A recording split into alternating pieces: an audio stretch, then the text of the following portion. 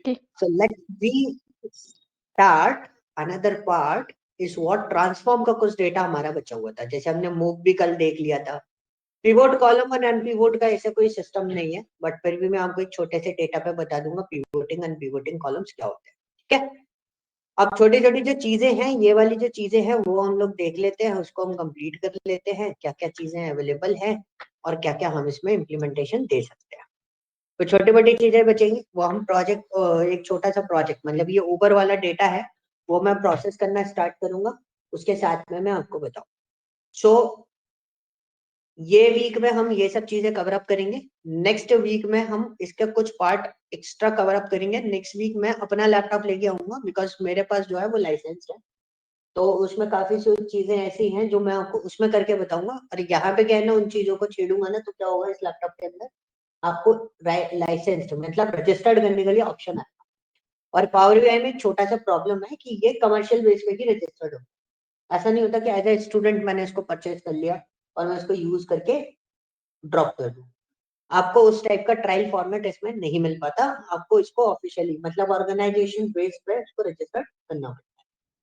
ठीक है, so convert to list is nothing. आपको जैसे कोई कॉलम आपको सिंपली लिस्ट फॉर्मेट में बचाना है तो आप इसको लिस्ट फॉर्मेट में यहाँ पर बहुत आसानी से बचा सकते हो, that is called what, convert to list.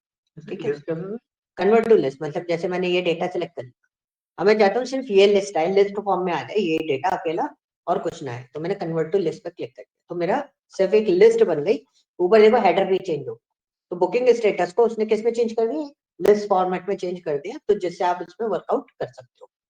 हालांकि मैंने भी इसको कभी ऐसे ऑफिशियली जो काम होता है ना कि कहीं यूज करना, तो ऐसे कभी यूज नहीं करा। हाँ, डेटा देखने के लिए मैं कई बार इसको यूटिलाइज कर लेता। ओके, ये स्प्लिट कॉलम वही है जो हमने स्टार्टिंग में उस दिन किया था, लास्ट फ्राइडे को, जिस जिस दिन मेरे को जाना था उस दिन हमने एक शॉर्ट क्लास ली थी और उसमें हमने ये जो स्प्लिट कॉलम का ऑप्शन चेकआउट किया था, these are the split column. Okay, the most important thing जो आप हमारे को काम में आती है, that one is format. Format में क्या होता है, सपोज कोई चीज आपको कैपिटल लेटर में चाहिए, कोई चीज लोअर केस में चाहिए, तो यू कैन यूज इट। देखो मैंने इसको लोअर केस में कन्वर्ट करा, तो सारा डेटा किस फॉर्मेट में आ गया, लोअर केस में आ गया। छोटी छोटी चीजें हैं, हैवी चीजें नहीं है। आपको क्या अपर केस में जाना है, you can click on the upper case, सारा डेटा किस में कन्वर्ट हो गया, अपर केस में कन्वर्ट हो गया। अगर आपको इसका फॉर्मेट चेंज करके capitalise each word, it's not a proper, Excel में प्रॉपर होता है ना, वो टाइटल केस होता है, बट ये क्या बोल रहा है, कैपिटलाइज ईच वर्ड, हर एक वर्ड को कैपिटलाइज करने की बात कर रहे हैं। तो हर एक वर्ड, नो ड्राइवर फाउंड में देखो हर एक वर्ड आपका क्या है, कैपिटल फॉर्म में, पहला कैरेक्टर। ठीक है, अब इसमें सबसे ज्यादा इंपॉर्टेंट क्या है, ये तो कभी कभी यूज में आते हैं लेकिन ये बहुत ज्यादा यूज में आता है, क्या, ट्रिम। ट्रिम का यूज केस क्या है कि कई बार क्या होता है ना, जैसे ये लिखा है कंप्लीटेड नो ड्राइवर फाउंड, कई बार क्या होता है 1.5 लाख डेटा है उसमें, सपोज इस कंप्लीटेड के आगे एक एक्स्ट्रा स्पेस लगा है, तो ये आइडेंटिफाई नहीं होगा। तो ऐसी चीजों से बचने के लिए आप क्या करते हो, एक्स्ट्रा स्पेसेस हटाने के लिए क्या करते हो, ट्रिम को लगा देते हो। यू कैन सी अगर कोई डेटा, किसी भी डेटा में एक्स्ट्रा स्पेसेस होंगे वो ऑटोमेटिकली क्या हो जाएगा, ट्रिम हो जाएगा। जो एक सिंगल स्पेस बचा हुआ है वो अपना स्पेस बचा रहेगा। ठीक है, second one is clean. Clean use किया है इससे पहले कभी एक्सेल में, आरती? सर नहीं किया? तो आपको पता है नॉन प्रिंटेबल कैरेक्टर्स कौन से होते हैं, सुना है इनके बारे में? नहीं सुना आरती? नहीं sir. Non printable character, enter का सुना है, एंटर, हम डेटा लिखते तो हम एंटर मारते हैं, तो एंटर कभी एंटर। प्रिंट में नहीं आता ना, but enter is what, it's a character. और एक्सेल में जाओगे तो उसका एस का कोड होता है CHAR, कैर, अंडर ब्रैकेट 10 डालोगे तो ऑटोमेटिकली वो एंटर को कंसिडर कर लेता है। तो वो भी एक कैरेक्टर होता है, बट वो कैसा है, नॉन प्रिंटेबल कैरेक्टर। ऐसे कैरेक्टर को क्लीन अप करने के लिए हम क्या यूज करते हैं, क्लीन, अगर नॉन प्रिंटेबल कैरेक्टर आपको हटाने हैं तो। ठीक है, हालांकि ये चीजें क्लीन वाला डेटा हम बहुत कम यूज करने को मिलता है, आपको ट्रिम सबसे ज्यादा यूज करने को मिलेगा। और ट्रिम मैं बोलता भी, जैसे ये डेटा उठाया ना, इस डेटा को बनाते समय हम हर डेटा को, हर इसके जो टेक्स्ट वाला डेटा है ना उसको हम क्या करेंगे, ट्रिम करके रखेंगे, ताकि किसी भी टाइप का कोई प्रॉब्लम ना आए। ओके, अब जैसे ये बुकिंग आईडी है, अब हम इसमें क्या करते हैं, थोड़ा सा मैं डेटा अपने अकॉर्डिंगली सेट कर देता हूँ। मैंने रिप्लेस वैल्यू में डबल कोट्स है, तो हम इसमें डबल कोट्स लगाते हैं, इसमें डबल कोट्स हटा दिए। ठीक है, अब इस कॉलम को दो पार्ट में स्प्लिट कर लेते हैं। कैसे स्प्लिट करेंगे? कौन सा? Non digit two digit. अब देखो ये दो पार्ट हो गए आपके, बुकिंग आईडी।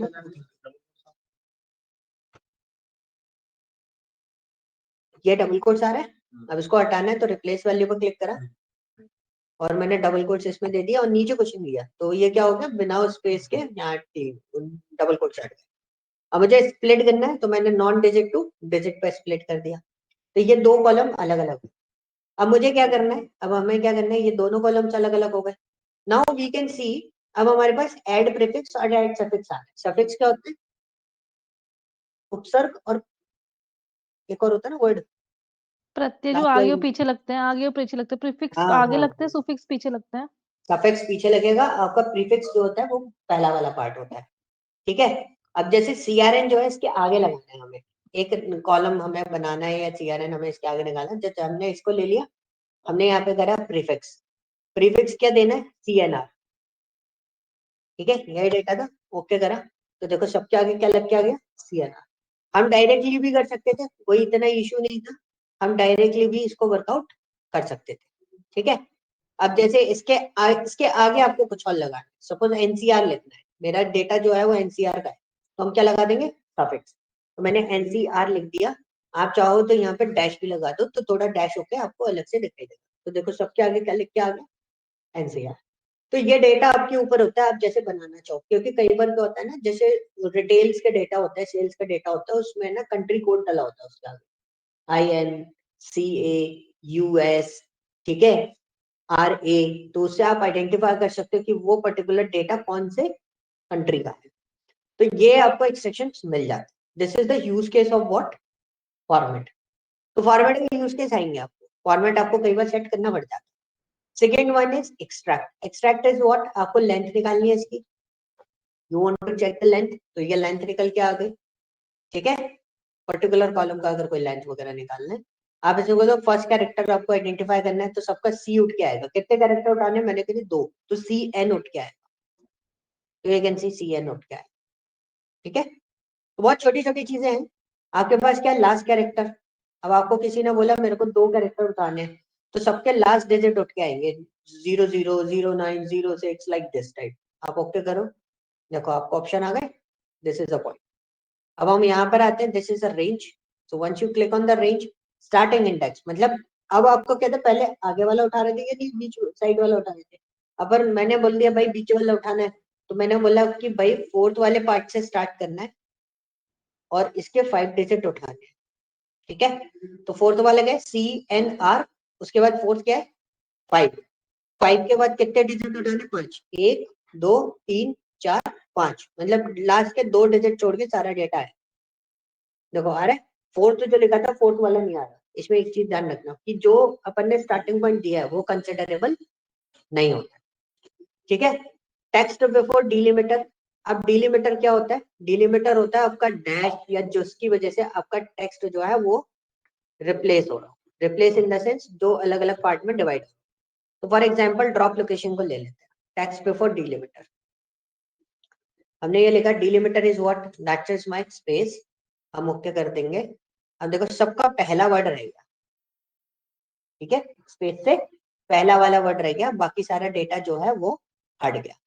अब टेक्स्ट बिफोर, बिफोर यानी कि मैंने फिर से स्पेस दिया कि भैया जो स्पेस होगा, जैसे खान मार्केट लिखा हुआ है, अब मैंने टेक्स्ट बिफोर लगाया था तो वो खान दे रहा था, अब अगर टेक्स्ट आफ्टर लगाया तो वो क्या देगा? मार्केट देगा। यू कैन सी, देखो मार्केट बचा, जिसमें नेक्स्ट वर्ड नहीं था तो उधर ब्लैंक आ गया। ठीक है, इसको हटाते हैं। अब टेक्स्ट बिटवीन डिलिमिटर। अब आपका डिलिमिटर क्या? हमने बोला स्पेस और स्पेस। अब कोई ऐसा वर्ड होगा जो मिड वर्ड रखता होगा तो आ जाए, देखो जिसके मिड वर्ड अवेलेबल होंगे। मैं यहाँ पे क्लिक करता हूँ, देखो गुड़गांव सेक्टर 56, तो दोनों स्पेस के बीच में क्या है? सेक्टर है। तो जब हमने इसको एक्सट्रैक्ट करा तो क्या बचा इधर? सेक्टर, सेक्टर बचा। दिस इज अ पोर्शन की text before, text after and text between कैसे काम करते हैं। अच्छा, एक्सेल में आपने टेक्स्ट आफ्टर, टेक्स्ट बिफोर और टेक्स्ट स्प्लिट सुना है? 365 में होता है, डेटा आप अलग अलग करते हो तो आप उसको यूटिलाइज कर सकते हो। क्लियर? तो इतना पार्ट समझ में आ गया। कोई डाउट? ठीक है, अब मर्ज कॉलम का ऑप्शन क्या है कि for example this is my drop location, this is my pickup location.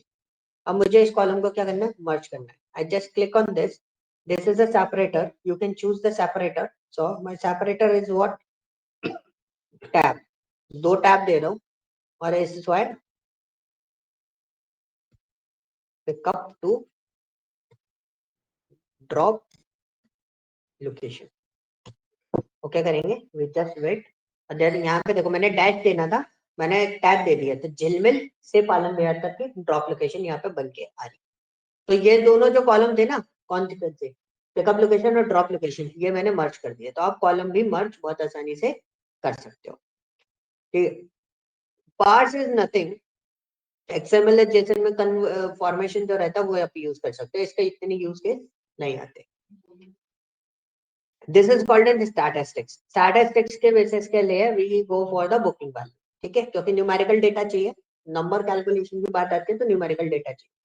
So it is sum, minimum, maximum, median, average, standard deviation, count values, count distinct values. So for example, मेरे पास यहाँ पर payment method है. So if I am apply count distinct values, so what is the meaning of this? क्या करेगा? Distinct value count कर देगा। Correct, तो हम इसको करके देखते हैं।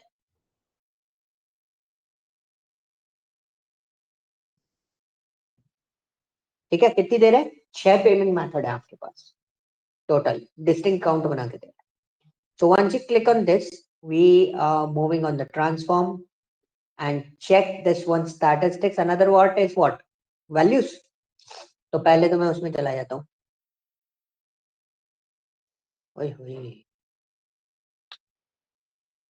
सो जैसे अगर आपको दिक्कत है ना, जैसे मेरे को दिक्कत आ रही है कि भाई इतने सारे कॉलम है, कहाँ जाऊँ कैसे जाऊँ, तो मैंने गो टू कॉलम पे क्लिक करा, I choose this one payment method, jump करा, सीधे पेमेंट मेथड पे आ गया।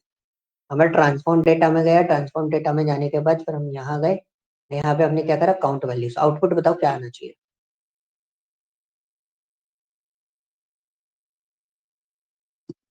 क्लिक करते हैं तो टोटल नल काउंट आएगा, मतलब जो नल वाले हैं उनको काउंट नहीं करेगा, जिसमें डेटा है सिर्फ उसको काउंट करके आपको डेटा यहाँ पर प्रेजेंट कर देगा। कितना डेटा है? 1,15,000। अब पोर्शन ये आएगा, आप क्वेश्चन ये पूछोगे कि भाई आपने बोला था नल वाला डेटा काउंटेबल नहीं होता है, तो विल सी।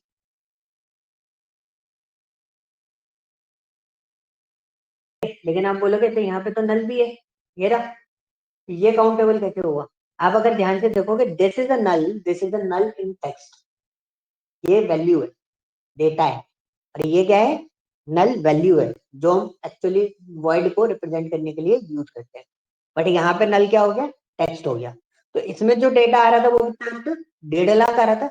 लेकिन आप यहाँ पे अगर काउंट करते हो इस वाले कॉलम को, किसको, काउंट रेटिंग वाले कॉलम को आप काउंट वैल्यूज करते हो, तो देन यू कैन सी कि आपका डेटा जो है वो लिमिटेड आएगा, आपका नंबर चेंज हो जाएगा, 1.5 लाख नंबर नहीं आएगा। बता रहा है 93,000। सो आप समझ में आ गया, वहां पर नल का डिफरेंस बहुत बड़ा था, कि जो नल का डिफरेंस है वो आपको यहाँ पर रिप्रेजेंट कर रहा था। Now this is my payment method. I go to the transform data and this is my customer rating. तो मेरे पास यहाँ पे स्टैंडर्ड डिविएशन है। ठीक है, क्या है, स्टैंडर्ड डिविएशन। मैंने यहाँ पे क्लिक करा। अच्छा, do you know about the standard deviation? Yes Aarti, से पढ़ा था। इंपॉर्टेंस क्या होती है डेटा के अंदर? जब हम डेटा एनालिसिस परफॉर्म कर रहे होते हैं, स्टैंडर्ड डेविएशन का एक बहुत ज्यादा इंपॉर्टेंस केस होता है। ये हमारे को हेल्प आउट करता है कि हमें इसकी वैल्यू से ये पता चलता है कि मेरा डेटा कितना स्प्रेड आउट है।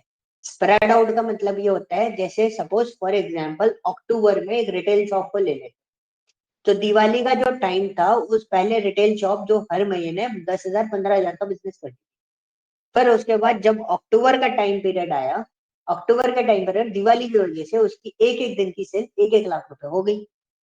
तो मतलब जो सेल कैसे कर रही थी, 10 से 15,000, this is an average sales. But कुछ दिन ऐसे स्प्रेड हुए जो बहुत ज्यादा हाई सेल पे जा रहे हैं, और जैसी दिवाली खत्म हुई उसके बाद सेल एकदम से डिप भी हो गई कि एक एक दिन में 10-10 100 रुपए का सामान बिका।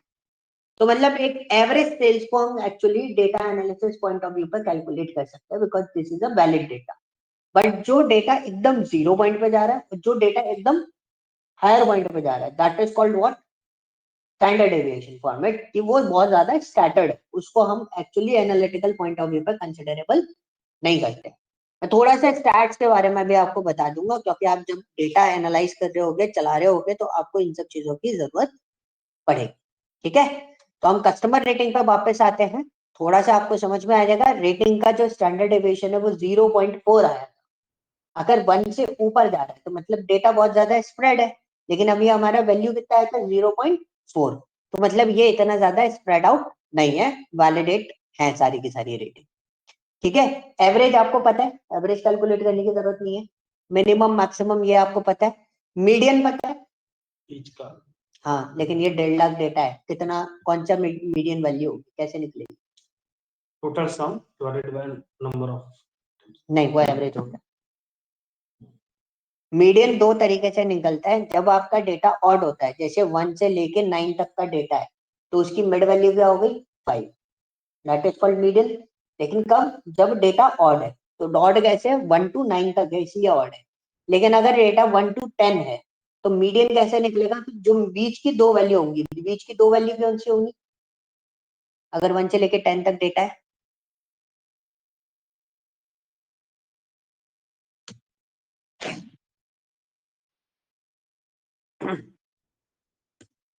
ये मेरा डेटा है, मेरा 1 2 3 4 5 6 7 8 9 और 10। अब अगर मैं 9 तक डेटा ले रहा हूँ, यहां तक डेटा ले रहा हूँ, तो उसकी मिड वैल्यू क्या है, 5। अब 5 के ऊपर देखो, ऊपर 4 डेटा, नीचे 4 डेटा, तो अगर इतने डेटा का आप मीडियन निकालोगे एक्सेल में, इसमें मीडियन निकालोगे, मीडियन निकालेंगे कितने का, 1 to 9 तक का, तो आंसर कितना आएगा, 5। आरटी विजिबल है, आंसर कितना आया, 5। लेकिन अगर 10 तक डेटा होगा तो क्या कैलकुलेट होगा, तब हम ऐसे कैलकुलेट करते हैं, ऊपर टोटल डेटा 10 है, 1 2 3 4 4 हो गया, 5 6 को अगर मैं कलेक्ट कर लूं, बाकी देखो नीचे भी 4 ऊपर भी 4, उतना ही डेटा छोड़ा है। इन दोनों का टोटल एवरेज कितना है, 5.5। ठीक है, तो जब आप इसका मीडियन निकालोगे, जब इस वैल्यू का शुरू से लेकर 10 वैल्यू का मीडियन निकालोगे, तो कितना आएगा, एवरेज वैल्यू आती है। मतलब बीच की ये दोनों वैल्यू का सम करो, सम करने के बाद इसको कितने से डिवाइड दे दोगे, 2 से, तो तब आपका अगर डेटा इवन है तो इस तरीके से निकलेगा, ऑड है तो बाय डिफॉल्ट आपका जो मिड वैल्यू होगी उसको हम मीडियन कंसीडर कर लेंगे। पर हमारा एक पोर्शन होता है कि जो डेटा है ना वो मीडियन के आसपास होना चाहिए। मीडियन से बहुत ज्यादा दूर जा रहे हैं तो मतलब वो बिजनेस ही बहुत अलग जा रहा है, और मीडियन से बहुत ज्यादा लो जा रहे हैं तो मतलब बिजनेस ही बहुत अलग जा रहा है। लेकिन आपका डेटा जो बिजनेस है वो मीडियन लाइन के पास में है, तो मतलब बहुत अच्छा खासा एवरेजली आपका बिजनेस अच्छा ग्रोथ कर रहा है। तो ये छोटे छोटे पार्ट्स होते हैं, छोटी छोटी चीजें होती है जो हमें इसमें समझनी पड़ती है। ठीक है, तो ये तो क्लियर हो गया। This is N standard format, add multiply subtract divide integer divide. अच्छा, डिवाइड और इंटीजर डिवाइड में डिफरेंस, आरती? डिवाइड तो नॉर्मली वो डिवाइड कर देते हैं, integer divide. Okay, so if I divide 5 divided by 2, output कितना आना चाहिए, 5। 5 divided by 2 कितना आंसर आया, 2.5, that is called what, divide. If I have applying divisor integer divide, तो इसका आंसर कितना आएगा, only 2। तो उसमें 0.5 वाली जो वैल्यू होती है ना वो कंसिडरेबल नहीं होती। ठीक है, अच्छा अब मॉड्यूलो क्या होता है, okay, modulo is a Spanish word. मैं हिंदी वो नॉर्मल वर्ड बता देता हूँ, इंग्लिश फॉर्मेट में इसको बोलते हैं मॉड या मॉडुलस। और इजी करूँ, डिवाइड करते समय हमारे पास दो आउटपुट आते हैं, एक आता है क्वेश्चन, जो आपने बोला 2.5, that is called what, question. अगर मैं उसको पूरा डिवाइड ना करूं तो कितना रिमाइंडर बचेगा हमारे पास, 5 को 2 से डिवाइड दें और हम पूरा डिवाइड ना करें तो रिमाइंडर कितना बचेगा? 1। एक एक ठीक है, और that is called what? Modulo. अच्छा, परसेंट और परसेंट ऑफ क्या होता है? ये मैथमेटिकल टर्मिनोलॉजीज है। एनालिटिक्स करते समय आपको ये क्लियर होना चाहिए, because we are thinking on that level. अगर आप मेरे को जैसे उबर राइडर है, ठीक है, मैंने अगर आपको एक छोटा सा सिचुएशन बताता हूँ। सुबह मैंने एक्सेल में एक बच्चे को बोल दिया था, उसको मैंने बोला मेरे को पालम में कितनी बुकिंग स्टेटस है मेरे पास कि driver not found, incomplete rides. मैंने उसको बोला कितना पालम बिहार से अगर पिकअप हुआ है तो कितनी राइड है जो पिकअप हुई है, जो कंप्लीटेड है, इनकम्प्लीटेड है, या कुछ भी एरर आई है वो बता दो। उसने बता दिया। पर मैंने बोला कि कंप्लीटेड कितनी है, उसने बोला 84 कंप्लीटेड है। मैंने की पेमेंट कितने लोगों से कलेक्ट करा? पेमेंट 93 लोगों से कलेक्ट करा। क्वेश्चन समझ में आया मैंने क्या बोला? 84 राइड आपने कंप्लीट करी है और पेमेंट आपने 90 लोगों से ऊपर का पेमेंट कलेक्ट किया। So what is the meaning of that? कि मेरे बिजनेस में कहीं ना कहीं झोल जला है। क्या झोल है? झोल ये है कि 84 लोगों का पेमेंट आना चाहिए था, 93 लोगों का पेमेंट कैसे आ गया? 93, 92 वो पेमेंट कैसे आ गया? तो मतलब 84 राइट इज माय कंप्लीटेड और 90 लोगों का डेटा, अगर 90 लोगों से पेमेंट लिया गया है तो वो 6 लोगों का पेमेंट कितना था और कहाँ गया? This is our what data analytical point, कि भैया अगर ऐसा हुआ है तो वो क्यों हुआ है? अगर पेमेंट वाकई में हुआ है और कंपनी के पास आया है तो किस वजह से आया है? वेटिंग चार्ज के फॉर्मेट में आया है, किस फॉर्मेट में आया है? तो ये क्वेश्चंस मैं आप लोगों से कुछ इस लेवल के क्वेश्चंस करूंगा। मैं आपको क्लियरली बता रहा हूँ किस लेवल के क्वेश्चंस आते हैं। अक्सर टास्क ये होता है कि टास्क कैसा होगा? टास्क इज लाइक दिस, ठीक है। एक प्रोजेक्ट जो मैं आपको असाइन करूंगा, दैट इज द कंपनी, और उस कंपनी को प्यूरिफायर बेचना है मार्केट में दिल्ली के अंदर। तो मेरे पास सर्वे रिपोर्ट्स हैं बहुत सारी, AQI की बहुत सारी इंडिया के अंदर। अब क्वेश्चन ये है कि टॉप मैनेजमेंट को डिसाइड करना है कि उसकी जो आउटलेट ओपन करना है या उसको पिच करना है वो कौन सी लोकेशन पर पिच किया जाए, ठीक है। मतलब डेटा सेल आउट करने से पहले, मतलब मटेरियल सेल आउट करने से पहले वी आइडेंटिफाई कि बेसिकली वो डेटा कहाँ ड्रॉ होगा, ठीक है। तो ये बेसिक फंक्शन है, round up and round down and round, जो आपको पता है एक्सेल में हम लोग यूज करते हैं। This is a trigonometrical function, जो हालांकि आपके यूज के नहीं है। हमें बिजनेस में कहीं भी ट्रिग्नोमेट्रिक का यूज केस नहीं आता है, ठीक है। That one is information, is even, is odd, ठीक है। इज साइन, साइन का मतलब क्या हो गया? द नंबर इज पॉजिटिव और negative basically, okay. The number is even और odd, basically the number is even. नीचे वाला ऑड हो गया, ऊपर वाला इवन हो गया, दैट इज द फॉर्मेशन। अब सपोज मेरे को यहाँ पे आता हूं मैं, आगे आप देखोगे तो उसके आगे हमें क्या दिया हुआ है? डेट भी दिया हुआ है। यूज करके बताऊं? मैं यूज करके नहीं बता रहा हूँ, मैं आपको पहले बता रहा हूँ। ये वाले जो है ना मैंने यूज नहीं करे क्योंकि जनरल टर्मिनोलॉजी। अब डेट में देखो, डेट में क्या आ रहा है? यू कैन सी, एक्सेल में आप ये सब चीजें निकाल सकते हो। एक बार पढ़ के देखो, end of year, start of year, month, year, network days, network international days, सुने? Network days, network international day, सुने ना? जिसमें वीक ऑफ चेंज हो जाता है तो हमें नेटवर्क इंटरनेशनल डे यूज करना पड़ता है। Weeknum, weekday, datedif, the most important function in the Excel जो अक्सर यूज में आता है। अच्छा, एक्सेल में क्या क्वार्टर बना सकते हैं हम? क्वार्टर का फंक्शन होता है इसमें? तो होता है पावर बीआई में। एक्सेल में क्वार्टर बनाया, quarter Q1, Q2, Q3, Q4। Sales sales वाले जितना काम करते हैं सबको पता होता है, क्वार्टर तो बनाना ही पड़ता हमें। अब मंथ को ऐड करके बनाओ, क्या वैसा होता है एक्सेल में? हाँ, एक्सेल में क्वार्टर का फंक्शन नहीं होता, क्वार्टर हमें बनाने पड़ते हैं राउंड अप और राउंड डाउन का यूज करके। तो ये आपका क्वार्टर जो है इसके अंदर आपको डायरेक्टली मिल जाता है, उसमें क्वार्टर आपको डायरेक्टली अवेलेबल नहीं मिलता, वहां पर आपको डिजाइन करना पड़ता है। सेम विद टाइम, बहुत जनरल फंक्शंस हैं क्योंकि आप इनको बहुत आसानी से निकाल, आप earliest, smallest, earliest, latest time भी निकाल सकते हो, अर्लीस्ट टाइम भी निकाल सकते हो। If you want to find out the second, minute, end of hour, start of hour, ये सब चीजें मतलब जो होती है, तो बेसिकली आप इनको भी एक्सट्रैक्ट कर सकते हो। हालांकि ऐसा कुछ नहीं होता, नॉर्मली आपके जनरल फॉर्मेशन पे होता है। What is the meaning of duration? If we have two times, start time और end time, so we can calculate the duration. अभी हमारे पास इस डेटा में end time नहीं, तो वो सारी चीजें हो जाती है. And this is a Python script. So if you want to add some script, you can use it.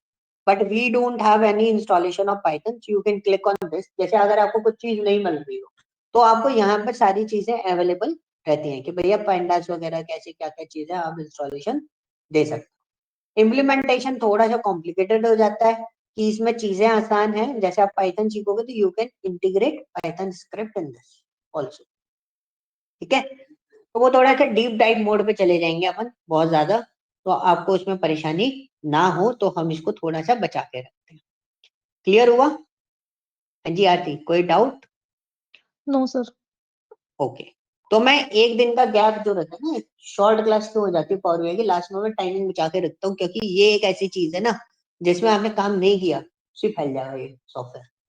ऐसा सिस्टम है इसके अंदर. और हम देखें तो this is a view column profile, ये तो हमने देख ही लिया था उस दिन. This one is column distribution, how column distribution is working.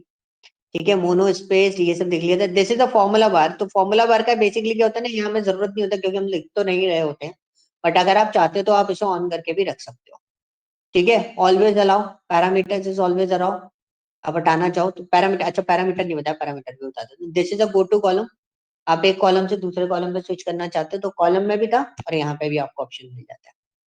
तो this one is advance editor. Most of the people are asking what is advance editor in this. तो अगर आपको पावर क्वेरी आती है ये लिखनी, ठीक है, और मैं आपको बता देता हूँ इसको बोलते क्या है. इसको बोलते हैं एम लैंग्वेज. ठीक है, हाँ ये आए, ये एग्जैक्टली क्या है ना, पहले हम लोग लिखते थे, अब लिखने की जरूरत नहीं है आपको. मैंने बताया ना सारा काम स्टेप से ही हो जाता है, आपको इतनी मेहनत करने की जरूरत नहीं पड़ती. So this is the M language. इस पे आपको फोकस नहीं करना है. इंटरव्यू में भी आपसे कोई नहीं पूछेगा कि आपको ये लैंग्वेज आती कि नहीं आती, वो ये पूछेगा पावर क्वेरी एडिटर पे काम किया है आप. जो टेक्निकल स्किल्स हम राइट करते हैं ना, उसमें इसको एज अ स्किल सेट आप मेंशन कर सकते हो कि I know data cleaning by using the power query editor. तो आप पावर क्वेरी एडिटर को ऑफिशियली इन्वॉल्व कर सकते हो. सो this is the diagnose format. मैं एक डायग्नोसिस करके बता रहा हूँ, पर डेटा थोड़ा बड़ा है, तो लेट्स सी किस तरीके से डायग्नोसिस होता है. ओके, तो इसमें लिमिट होने लगा डायग्नोसिस. मेरे को लगा था चालू नहीं करेगा, पर चालू कर दिया. लिमिट का इशू आ जाता है कई बार.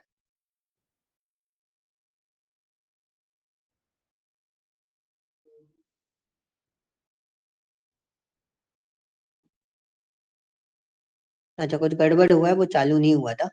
ठीक है, डायग्नोसिस स्टेप्स जो रहती है, डायग्नोसिस का मतलब क्या होता है, मैं आपको बहुत सिंपल सी चीज बताता हूँ. जैसे आप जो भी काम कर रहे हो, ठीक है, आप कुछ भी बना रहे हो, कुछ भी चेंजेस कर रहे हो, उस चेंजेस को करने में हमने कितना टाइम स्पेंड किया और कितने कितने फॉर्मेट्स हमारे पास आए. तो ये रिकॉर्डिंग्स आपकी चल रही होती है. कंटेंट कॉलम 1, कॉलम 2, किस तरीके से आपने क्या क्या पार्ट परफॉर्म करे हैं. मतलब ये जो स्टेप बनाई है ना, ये इनका प्रोसेसिंग टाइम पीरियड आइडेंटिफाई करता है कि अगर कोई चीज चल रही है तो उस चीज को कितना टाइम ड्यूरेशन स्पेंड हो. उससे हमें यह पता चलेगा कि इसकी एफिशिएंसी कितनी है आप जो भी काम कर रहे हो. ठीक है, सेम पावर बीआई के अंदर मैं आपको एक फॉर्मेशंस बताऊंगा. एक फॉर्मेशन मतलब उसमें भी मैं आपको बताऊंगा परफॉर्मेंस एनालिसिस. अब सपोज क्या होता है ना, लोग डैशबोर्ड तो बनाना जानते हैं और बना भी लेते हैं, और बहुत अच्छा डैशबोर्ड भी बनाते हैं, बट क्या होता है ना, वो बोलते हैं कि यार डैशबोर्ड बहुत स्लो चल. तो इसमें भी उसी चीज को हैंडल करने के लिए बहुत सारे फेसेस होते हैं.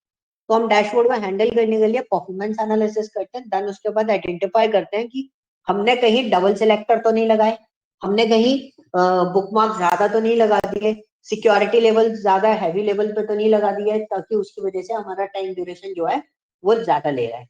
क्योंकि इसमें जब आप रिफ्रेश करते हो ना डेटा को, ऑटो रिफ्रेश पे डालते हो, तो वहां पर टाइमिंग ज्यादा आएगी.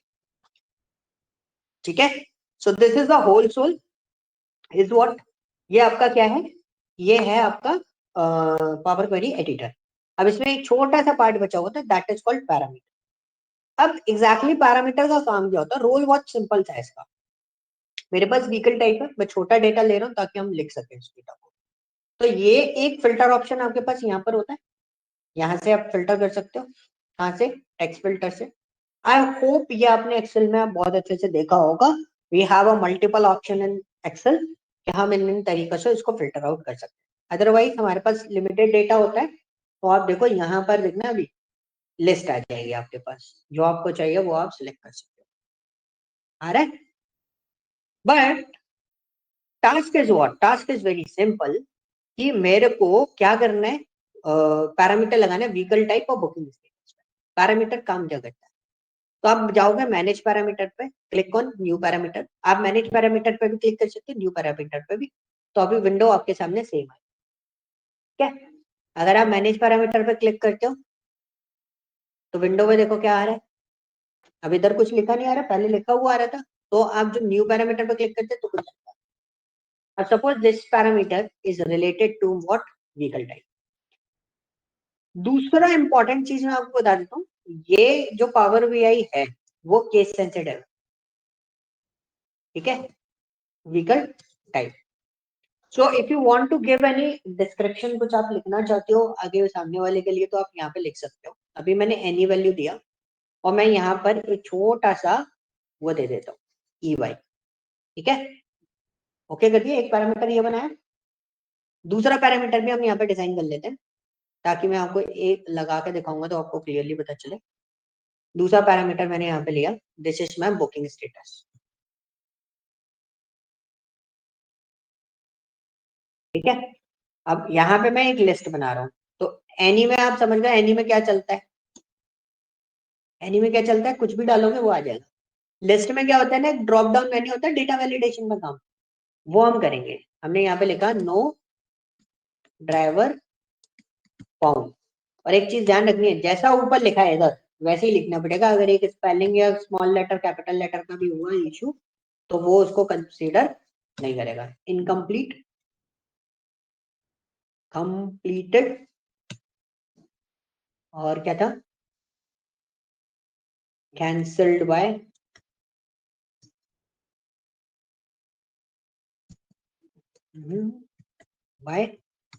ड्राइवर। तो हमने ये लिख दिया कैंसिल्ड बाय ड्राइवर। और एक और था हमारे पास, क्या, कैंसिल्ड बाय कस्टमर। ठीक है, so this is my format. अब मैं इसमें चूज कर लेता हूँ नो ड्राइवर फाउंड, और करंट वैल्यू में चूज कर देता हूँ यहाँ पर आपका क्या, कंप्लीटेड। अब इस पैरामीटर को भी कर देते हैं हम ओके।